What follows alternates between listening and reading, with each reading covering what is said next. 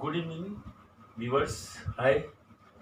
Again, I will come back, and today I will discuss second lecture of electrochemistry, Ohm's law. I will discuss on Ohm's law.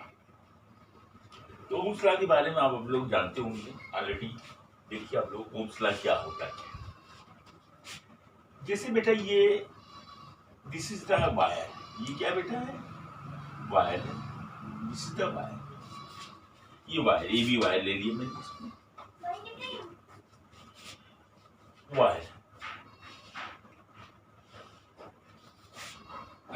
इसमें आई ampere की current इसमें पास करना है। इसमें क्या कर रहे हैं बेटा? आई एम्पियर की करंट पास करते हैं। तो ये एक वायर है, ए बी वायर है, इसमें आई एम्पियर की करंट पास करते हैं। तो इसमें क्या होता है बेटा?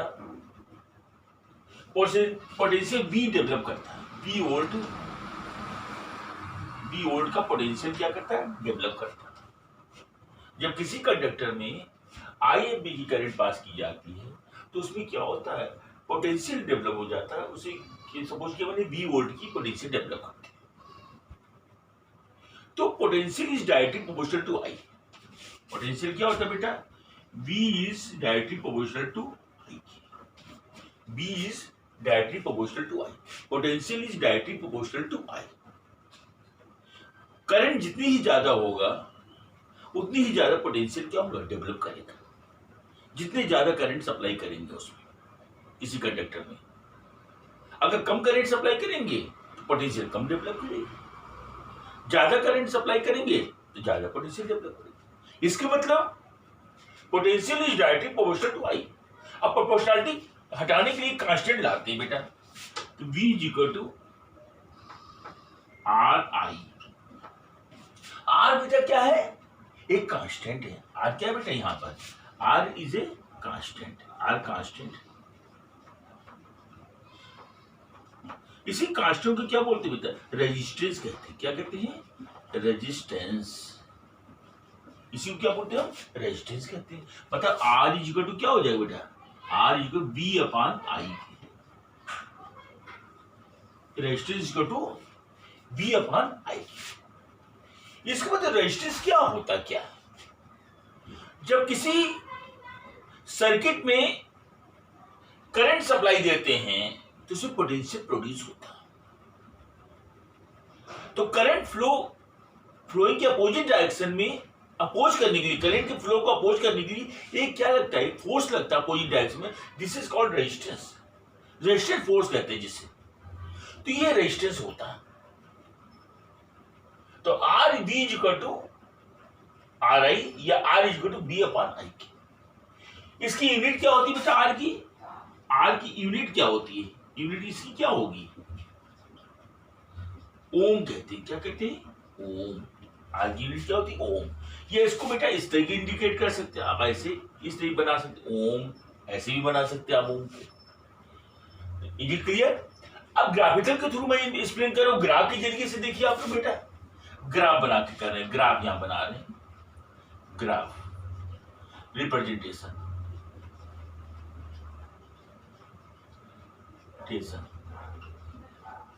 Graph representation. ग्राफ के थ्रू कैसे रिप्रेजेंट करते हैं? तो we plot graph x axis पर बेटा, ये वाई एक्सिस है। एक्स एक्सिस पर मैंने क्या ले लिया है? करंट ले लिया है। एक्स एक्सिस पर we take a current and on y axis we take a volt. Potential ले लेते हैं बेटा। यहां पे क्या लेते हैं? वी। वाई एक्सिस पे क्या लेते हैं? वी। वी और वाई भी ग्राफ प्लॉट करते हैं तो स्ट्रेट लाइन मिलती है। क्या मिलती है बेटा? ये स्ट्रेट लाइन का फॉर्मेशन होता है। अब इसका स्लोप निकाल लेते हैं। स्लोप क्या होता है? इक्वल टू रेजिस्टेंस हो जाएगा। इसका स्लोप फाइंड कर लेते हैं। ये दिस इज द स्लोप। तो स्लोप इक्वल टू क्या हो जाएगा? आर की। स्लोप इक्वल टू ये क्या हो जाएगा? वी। और ये क्या हो जाएगा? आर। तो स्लोप इक्वल टू क्या होता है बेटा? आई की। ये ग्राफ के थ्रू हम रेजिस्टेंस को पता लगा सकते हैं, आइडेंटिफाई कर सकते हैं। Now we proceed. Next topic है हमारा कंडक्टेंस क्या होता है, तो कंडक्टेंस के बारे में बता रहे हैं आपको।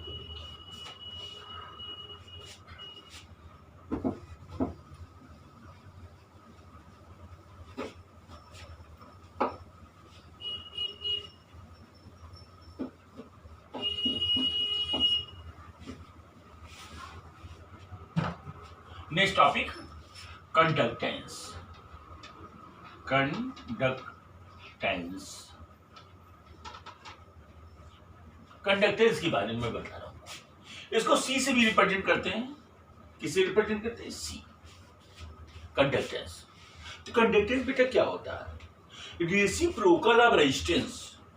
Reciprocal of resistance is called conductance. मतलब रेजिस्टेंस का आप क्या करिए, इनवर्स कर दीजिए आप, वही क्या कहलाएगा? कंडक्टेंस हो जाता है। तो conductance C is equal to बेटा 1/R की। इसकी यूनिट क्या हो जाएगी बेटा? यूनिट कितनी होगी कंडक्टेंस की? Ohm inverse. क्या हो जाएगी? Ohm inverse. या ऐसे भी लिख सकते हो आप, ये इस तरीके से ये यूनिट इसकी हो जाती है, कंडक्टेंस कहते हैं। Is it clear? Now we proceed. Specific resistance क्या होती है? क्या बताने जा रहे हैं बेटा? Specific resistance. स्पेसिफिक रेजिस्टेंस इसको बेटा रो से रिप्रेजेंट करते हैं। किससे रिप्रेजेंट करते हैं? Specific resistance is represented by rho. तो जैसे हम देखिए आपको वो फिगर बना के दिख रहे हैं। ये वायर ले लिया मैंने, एक ए बी एक कंडक्टर ले लिया मैंने। ए बी क्या बेटा? कंडक्टर है। इसकी लेंथ मैंने सपोज किया स्मॉल एल है। लेंथ कितनी है? Small L. इसका एरिया क्रॉस सेक्शन जो है, इसका एरिया क्रॉस सेक्शन, लेंथ जो है L, area cross section, area cross section, area cross section क्या है बेटा? Capital A. मोटाई, area cross section means wire की मोटाई होती है। एक थिन वायर होता है, एक जो होता है ज्यादा मोटा होता है वायर होता है, पतला वायर होता है, मोटा वायर होता है। तो जो वायर की जो थिकनेस होती है वही एरिया क्रॉस सेक्शन हो जाती है बेटा, उसी को एरिया क्रॉस सेक्शन कहते हैं। तो ये ए क्या है? Area cross section. और लंबाई क्या है? एल है। तो रेजिस्टेंस किस पे डिपेंड करता है बेटा? देखिए, resistance is depend upon, resistance is directly proportional to length of the wire. Length जितना बड़ा होगा रेजिस्टेंस उसमें ज्यादा डेवलप करेगा।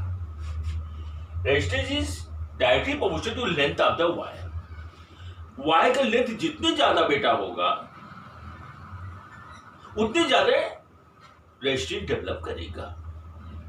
यू नो, जैसे आप देखते हैं पावर हाउस से हमारे घर तक जो करंट आती है वो लेंथ क्या होता है? बहुत ज्यादा उसको फेस करना पड़ता है। तो ज्यादा लेंथ की वजह से उसके अंदर रेजिस्टेंस क्या होती है? ज्यादा होती है। लेंथ जितनी ज्यादा होगा रेजिस्टेंस क्या होगा? ज्यादा होगा। तो R is directly proportional to L की। कितनी हो जाएगा? एल के बराबर हो जाएगा। दूसरा है area cross section. Area cross section बेटा क्या होता है? एरिया क्रॉस सेक्शन क्या चीज है बेटा? मोटाई जो होती है। तो जितने मोटा तार होगा उसमें रेजिस्टेंस क्या होगा? उतने कम होगा। जितने पतला तार होगा उसमें रेजिस्टेंस क्या होगा? उतने ही ज्यादा होगा। तो जब पावर हाउस से हमारे वायर आता वो मोटा होता है। देखिए आप कितना मोटा होता है वायर, इसलिए उसमें रेजिस्टेंस क्या होता है? बहुत कम होता है। जितनी करंट वहां से भेजी जाएगी पूरी सप्लाई आ जाती है आराम से। 440 वोल्ट आते हैं, 440 वोल्ट आ जाता है। मगर जितने पतला तार लेंगे उसमें रेजिस्टेंस बहुत ज्यादा होता है। जैसे आप क्या कहते हैं, वो ले सकते हैं आप, क्या कहते हैं, जैसे आप ये ले लीजिए charger, this is the charger. तो चार्जर तक जो वायर होता है अंदर आप देखेंगे बहुत थिन वायर होता है। थिन वायर को इसमें रेजिस्टेंस क्या होती है? ज्यादा होती है। इसलिए ज्यादा इसमें करंट आ ही नहीं पाएगा, प्रिवेंट करेगा। इसलिए हमारा मोबाइल क्या होगा? हमारा इंस्ट्रूमेंट क्या होगा? सेफ रहेगा। शॉर्ट सर्किट नहीं होने पाएगा। तो चार्जर की यही खूबी होती है, इसलिए पतला वायर लगाया जाता है जिसमें ज्यादा रेजिस्टेंस डेवलप करे और वो क्या करे, ज्यादा वोल्टेज को आने से रोक दे। मगर जो 8 हार्स पावर का वाटर मोटर चलाते हैं तो वहां पर तार क्या मोटा लिया जाता है। हीटर चलाते हैं तार मोटा होता है। एसी चलाते हैं तार मोटा लिया जाता है। क्यों लिया जाता है? क्योंकि मोटाई ज्यादा तार की जब होगी तो रेजिस्टेंस कम होगा, उसमें ज्यादा से ज्यादा करंट उसमें आराम से कंज्यूम हो जाएगी, पास हो जाएगी। Is it clear? तो resistance is inversely proportional to area cross section of the wire. Resistance is inversely proportional area cross section of wire. Wire जितने मोटा होगा रेजिस्टेंस क्या होगा, उतनी कम होगा। वायर जितना पतला होगा रेजिस्टेंस उतना ही क्या होगा, ज्यादा होगा। तो this is the equation first और this is the equation second. On combining equation first and second दोनों कंबाइन कर दीजिए आप। तो R is equal to, R is directly proportional to L by A। R is directly proportional to L by A। अब proportionality हटाने के लिए कोई कांस्टेंट लाना पड़ता, उसी को स्पेसिफिक रेजिस्टेंस कहते हैं। प्रोपोर्शनलिटी को हटाने के लिए कोई कांस्टेंट लाना पड़ता, उसी क्या बोलते हैं बेटा, स्पेसिफिक रेजिस्टेंस कहते हैं।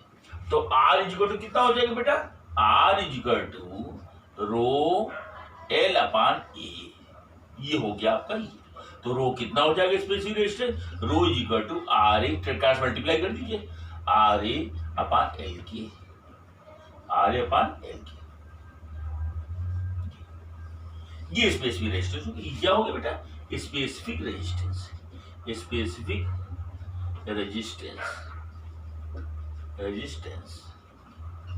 ये रेजिस्टिविटी भी कहते हैं इसको, क्या बोलते हैं, स्पेसिफिक रेजिस्टेंस कहिए या क्या बोल सकते हैं बेटा, और रेजिस्टिविटी, रेजिस्टिविटी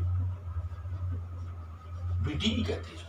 और रो को क्या बोलते हैं बेटा, रेजिस्टिविटी या स्पेसिफिक रेजिस्टेंस कहते हैं। समझ में आ गया? Now we proceed next topic, specific conductance, conductivity. Rub कर देना इसको, specific conductivity.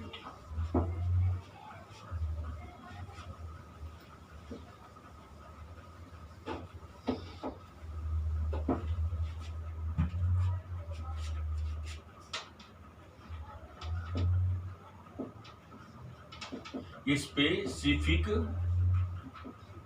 Conductivity,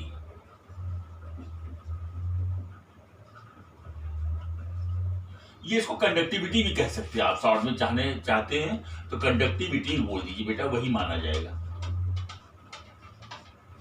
specific conductivity या कंडक्टिविटी कह सकते हैं इसको बेटा। किससे शो करते हैं हम, के से। किससे शो करते हैं बेटा, के। ये के लिख दीजिए आप। इसको कप्पा कहते हैं। क्या कहते हैं बेटा, कप्पा। क्या कहते हैं, कप्पा। ठीक है। तो स्पेसिफिक कंडक्टेंस ये क्या है बेटा, इसके बारे में बता रहा हूं आपको। I will explain you specific conductivity या conductivity. It is represented by capital K, it is also called kappa. तो स्पेसिफिक कंडक्टिविटी क्या होती, क्या बेटा, it is a reciprocal of specific resistance. Kappa क्या होता है बेटा, it is a reciprocal of specific resistance. मतलब स्पेसिफिक रेजिस्टेंस का, ये रेजिस्टिविटी का रेसिप्रोकल जो होगा वही क्या होगा बेटा, कंडक्टेंस। वो स्पेसिफिक कंडक्टिविटी होता है। क्या होता है, स्पेसिफिक कंडक्टिविटी। देखिए आप लोग, स्पेसिफिक कंडक्टिविटी मतलब kappa is equal to 1 by rho के। कप्पा इज इक्वल क्या हो जाएगा बेटा, 1 बाई रो। ये क्या कहलाता है, कंडक्टिविटी, ये स्पेसिफिक कंडक्टिविटी। तो kappa is equal to 1 by rho के। अब रो की वैल्यू जो अभी निकाली थी मैंने वो पुट कर दीजिए आप इसमें। तो रो की वैल्यू क्या निकाली थी मैंने, के is equal to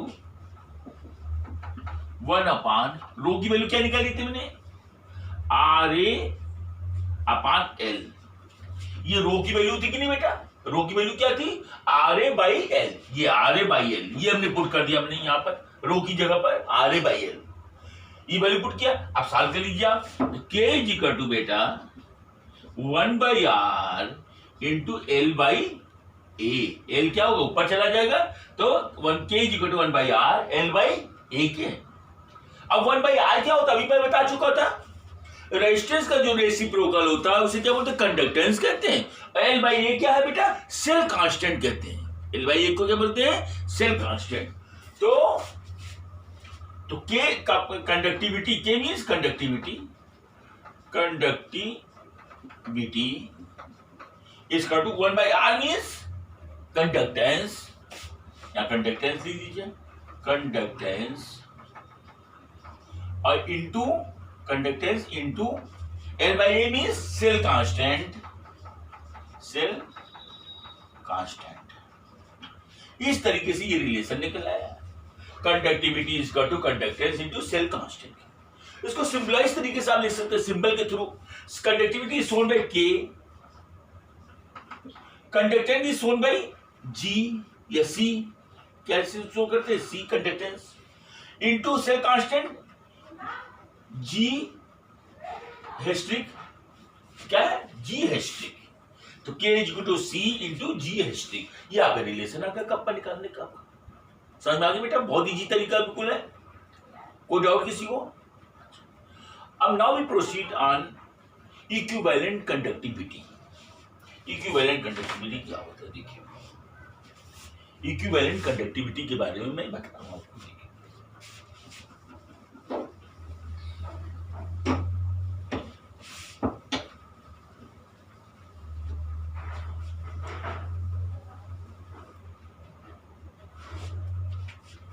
equivalent conductivity, equivalent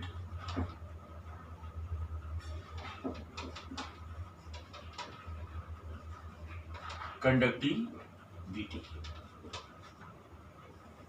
it is shown bye, इस तरीके से इक्विवेलेंट कंडक्टिविटी कैसे शो करते, इस तरीके से। यहां भी इक्विवेलेंट लिख दीजिए आप, बस इक्विवेलेंट कंडक्टिविटी। तो इक्विवेलेंट कंडक्टिविटी क्या होता है बेटा, बताइए आप।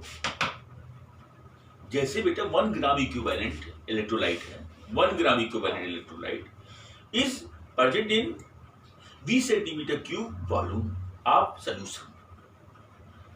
तो जो कंडक्टिविटी प्रोड्यूस होती है उसे क्या बोलते हैं, इक्विवेलेंट कंडक्टिविटी कहते हैं। इक्विवेलेंट कंडक्टिविटी क्या हो जाएगी बेटा, जैसे बेटा इक्विवेलेंट कंडक्टिविटी इसका तो कप्पा इंटू वी के, वी क्या है बेटा, वॉल्यूम है, के क्या है, कंडक्टिविटी है। तो वॉल्यूम क्या होता है, कंसंट्रेशन के इनवर्सली प्रोपोर्शनल होता है, V is inversely proportional to concentration. अब देखिए मोलर इक्विवेलेंट कंडक्टिविटी इसे बेटा कप्पा, और ये सेंटीमीटर में, तो उसको मोल पर लीटर में चेंज कर देते, तो कप्पा इंटू 1000 अपान कंसंट्रेशन किसके, सी के। यह कंसंट्रेशन जो ग्राम इक्विवेलेंट है, ग्राम इक्विवेलेंट, इसलिए हम नॉर्मलिटी की टर्म यूज करेंगे हम, क्योंकि नॉर्मलिटी क्या होती है, ग्राम इक्विवेलेंट की टर्म में होती है। क्योंकि नॉर्मलिटी डिफिनेशन क्या होती है, number of gram equivalent of substance present in 1 litre of solution is called normality. तो ग्राम इक्विवेलेंट की बात आ गई, तो यहां पर क्या है, सी की जगह क्या लिख सकते हैं, नॉर्मलिटी लिख सकते हैं हम। तो मोलर इक्विवेलेंट कंडक्टिविटी इसको तो कप्पा इंटू 1000 अपान कैपिटल एन मींस नॉर्मलिटी। इस तरीके से हम मोलर इक्विवेलेंट निकाल सकते हैं, मोलर इक्विवेलेंट कंडक्टिविटी निकाल सकते हैं। इक्विवेलेंट कंडक्टिविटी इस तरीके से क्या होती है, कप्पा इंटू 1000 अपान एन के, नॉर्मलिटी की टर्म में आराम से निकल सकते हैं। नॉर्मलिटी निकालने का तरीका मैंने बताया था आपको, पहले ही बता चुका हूं। नॉर्मलिटी क्या होता है बेटा, gram per litre concentration upon equivalent weight, equivalent weight. Normality equal to gram per litre concentration by equivalent weight. तो नॉर्मलिटी जैसे n/10 आ गई, तो आप यहां पर क्या करेगा, आप जैसे नॉर्मलिटी n/10 आ रही, तो 1/10 की वैल्यू यहां पर लिख दीजिए आराम से, आपको इक्विवेलेंट कंडक्टिविटी निकल आएगी। अब मैं बताने जा रहा हूं मोलर कंडक्टिविटी क्या होती है। तो इक्विवेलेंट कंडक्टिविटी, अब मोलर कंडक्टिविटी क्या होती है, देखिए इसको नोट कर लीजिए आप लोग, समझ में आ गया, रफ करते हैं।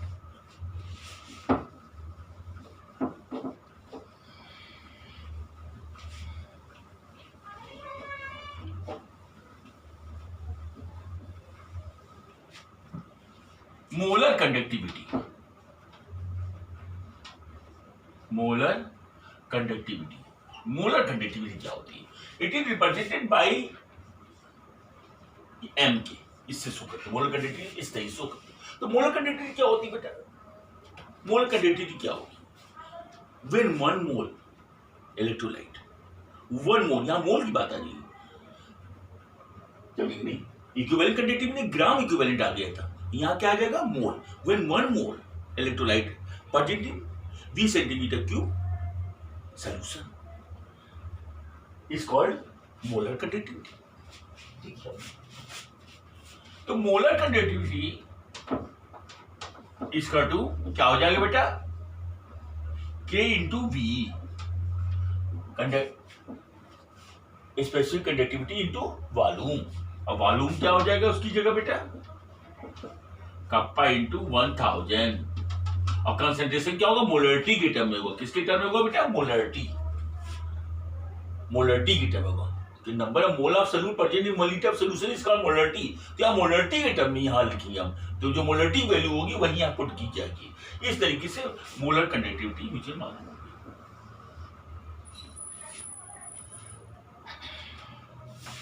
अब बेटा देखिए, आप लोग मुझे इक्विवेलेंट कंडक्टिविटी बता दी मैंने, मोलर कंडक्टिविटी बता दी। कभी कभी ऐसा भी क्वेश्चन पूछ लेते हैं, कहते हैं कि डिग्री ऑफ डिसोसिएशन और कंडक्टिविटी में रिलेशन बताइए। डिग्री ऑफ डिसोसिएशन मतलब अल्फा, डिग्री ऑफ डिसोसिएशन, और कंडक्टिविटी में रिलेशन बताइए। तो देखिए आप, रिलेशन क्या होगा? रिलेशन क्या होगा बेटा? Alpha is equal to molar conductivity at given concentration, alpha is equal to molar conductivity at given concentration upon molar conductivity at infinite dilution। फिर से लिख लीजिए आप, ये डिग्री ऑफ डिसोसिएशन है, ये लिख लीजिए हिंदी में, इंग्लिश में, degree of dissociation, degree of dissociation equal to, बता alpha equal to molar conductivity, molar conductivity at given concentration, at given concentration upon molar conductivity, molar conductivity at infinite infinite dilution, ये बेटा होता है। इस तरह हम लोग निकाल सकते हैं। अब नेक्स्ट भी मैं डिस्कस कोलराउस लॉ क्या होता है उसके बारे में बता दूं। कोलराउस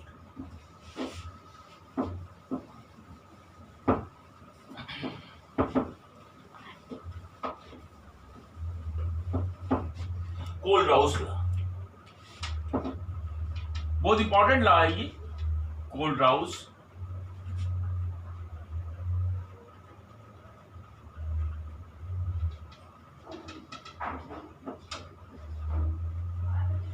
कोलराउस लॉ, कोलराउस बहुत इंपॉर्टेंट लॉ है, कंपटीशन पॉइंट ऑफ व्यू से भी बहुत अच्छा होता है। कोलराउस लॉ क्या होता है? कोलराउस लॉ क्या होता है? Molar conductivity of any electrolyte, molar conductivity of any electrolyte at infinite dilution is equal to the sum of molar conductivity of cation and molar conductivity of anion at infinite dilution. जैसे बेटा कोई A B electrolyte है, A B कोई electrolyte है, ये ionise हो गया ए plus और बी माइनस, ये केटायन हो गया बेटा, और ये क्या हो गया? एनायन। केटायन एनायन बना रहे, स्मॉल में लिख दीजिए ज्यादा अच्छा रहेगा, ये एनायन बना। तो molar conductivity at infinite dilution, molar conductivity at infinite dilution is equal to the molar conductivity of cation at infinite dilution plus molar conductivity of anion at infinite dilution. यह molar conductivity of A B at infinite dilution equal to molar conductivity of A plus ion at infinite dilution plus molar conductivity molar conductivity of A plus ion at infinite dilution, molar conductivity of B minus ion at infinite dilution. इस तरीके से बेटा ये formula होता है, इसी को Kohlrausch law कहते हैं। This is called Kohlrausch law. Kohlrausch law क्या होता है? कोलराउस लॉ क्या बेटा है? Molar conductivity of any electrolyte at infinite dilution is equal to the sum of molar conductivity of cation and anion at infinite dilution. जैसे बेटा कोई हमने एग्जांपल ले रहे हैं, हमारे सामने K2SO4 जैसे क्या है, K2SO4 इलेक्ट्रोलाइट है। अब ये आयनाइज होके बेटा क्या देगा? Dissociate 2K plus SO4 minus. अब बेटा इसका मुझे मोलर कंडक्टिविटी निकालनी है, तो मोलर कंडक्टिविटी आप K2SO4 एट इन्फिनिट डाइल्यूशन, आप K2SO4 इक्वल टू क्या हो जाएगा? Molar conductivity of K plus ion. मगर ये आयन कितने? 2 हैं, तो 2 से क्या होगा? यहाँ पर मल्टीप्लाई कर देंगे, 2 × 2 हो जाएगा बेटा। 2 से क्या करेंगे? यहाँ मल्टीप्लाई कर देंगे, तो 2 × molar conductivity at infinite dilution of K plus ion plus molar conductivity of SO4 minus minus ion at infinite. इसके आयन एक ही है, इसके 2 आयन थे, जितने नंबर ऑफ आयन होंगे उसी से क्या होगा? मल्टीप्लाई हो जाएगा। जैसे एग्जांपल ले रहे हैं एल्युमिनियम सल्फेट का ले लीजिए आप, Al2SO4 होल थ्राइस, ये एल्युमिनियम सल्फेट का, इसका मुझे कोलराउस लॉ से निकालना है कंडक्टिविटी। तो एल्युमिनियम सल्फेट का आयनाइज कर दीजिए बेटा आप, तो 2Al + 3 + 3SO4 - 2। अब इसका निकालना, तो molar conductivity at infinite dilution is equal to 2 × क्या हो जाएगा बेटा? 2 × इसका आयन कितने? 2 है, तो 2 × molar conductivity at infinite dilution Al + 3 ion cation हो जाएगा। अब प्लस इसके कितने आयन है? 3 है बेटा। कितने? 3 है, तो 3 × molar conductivity of SO4 minus minus at infinite dilution. इस तरीके से हम कैलकुलेशन कर सकते हैं। इस पे क्वेश्चन बेस बहुत आते, क्वेश्चन पूछे जाते हैं। ये मैंने आपको कोलराउस लॉ के बारे में आपको बताया।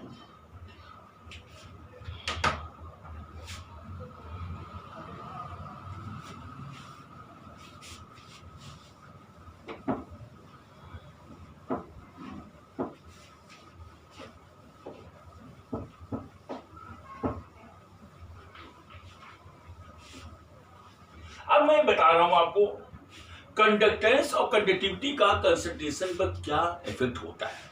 तो effect of concentration, effect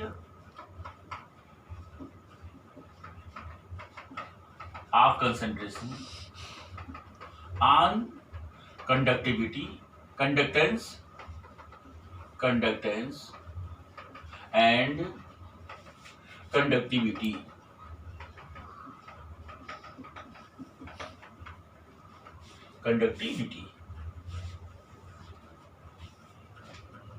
effect of concentration on conductance and conductivity. अब कंडक्टेंस जो होता बेटा, conductance is depend upon concentration. Concentration से उससे रिलेशन होता। जितने डाइल्यूट सोल्यूशन होगा,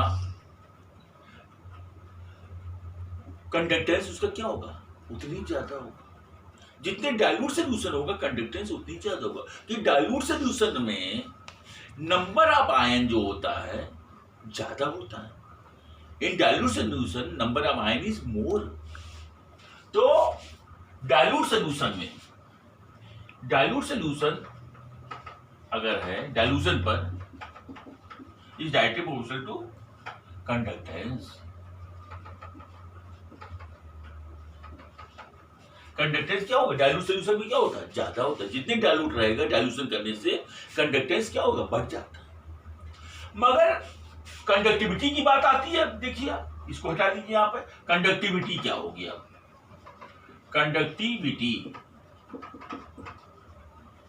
conductivity on same concentration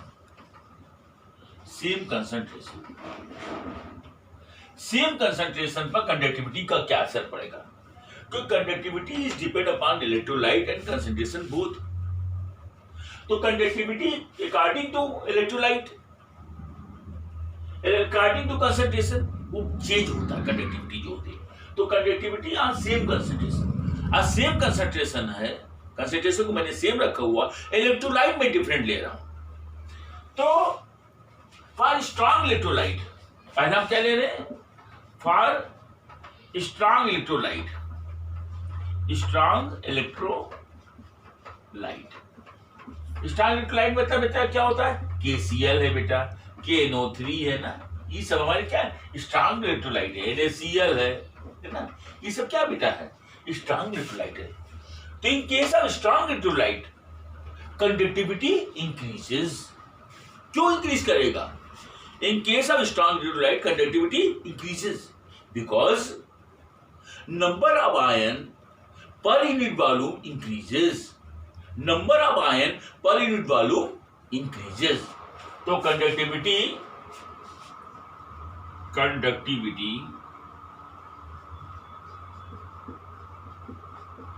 is directly proportional to concentration, is directly proportional to number of ion per unit volume, number of ion, conductivity is directly proportional to number of ion per unit volume। दूसरा बेटा weak electrolyte है, क्या है, weak electrolyte,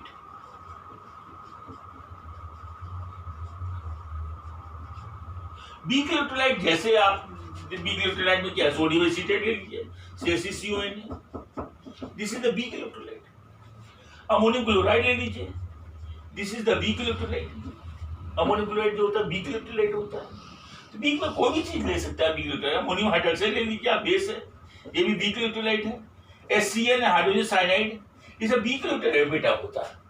तो इनके सब weak electrolyte, जब weak electrolyte होगा तो number of ion per unit volume क्या होता है, decreases, number of ion per unit volume decreases, so conductivity decreases. तो कंडक्टिविटी जो होती है वीक इलेक्ट्रोलाइट के लिए क्या होती है, कम हो जाती है। तो conductivity is inversely proportional to concentration. Conductivity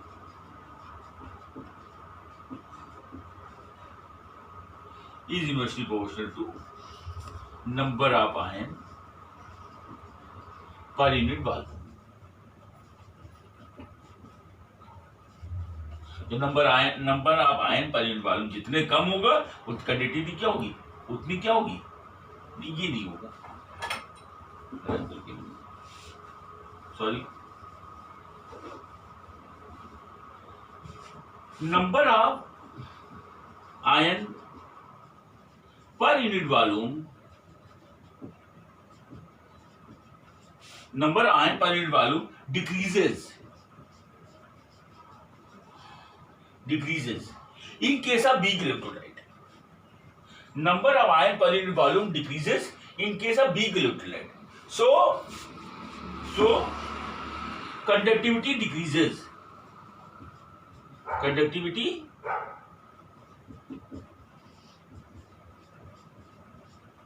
decreases, so conductivity decreases। अब इसी चीज को मैं ग्राफ के थ्रू बता दे रहा हूं आपको।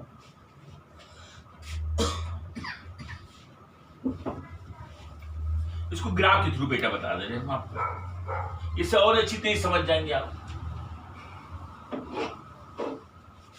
जैसे we plot a graph between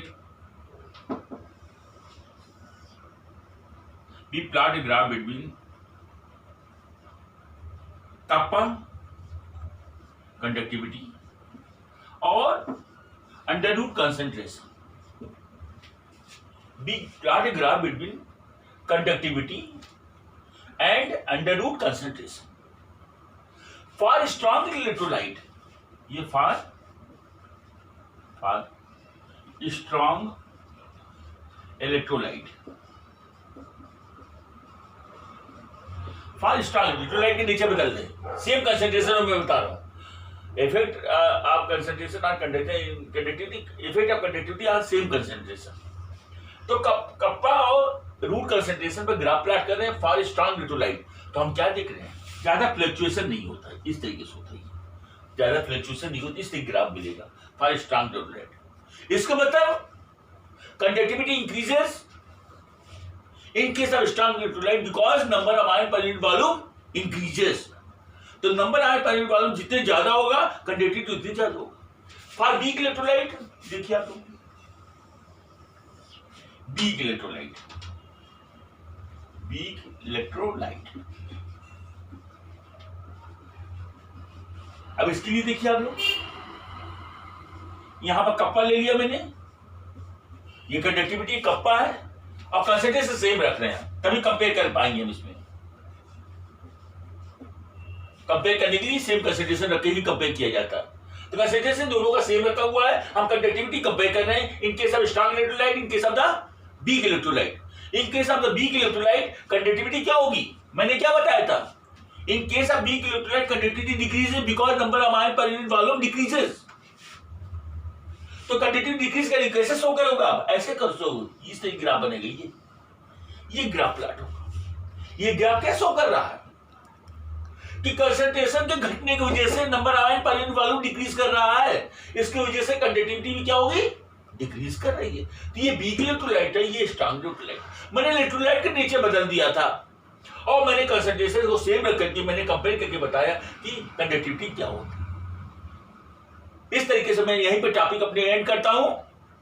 तुम्हारा again come back lecture 3 of electrochemistry. तब तक के लिए शुभ रात्रि, गुड नाइट, थैंक यू सबको।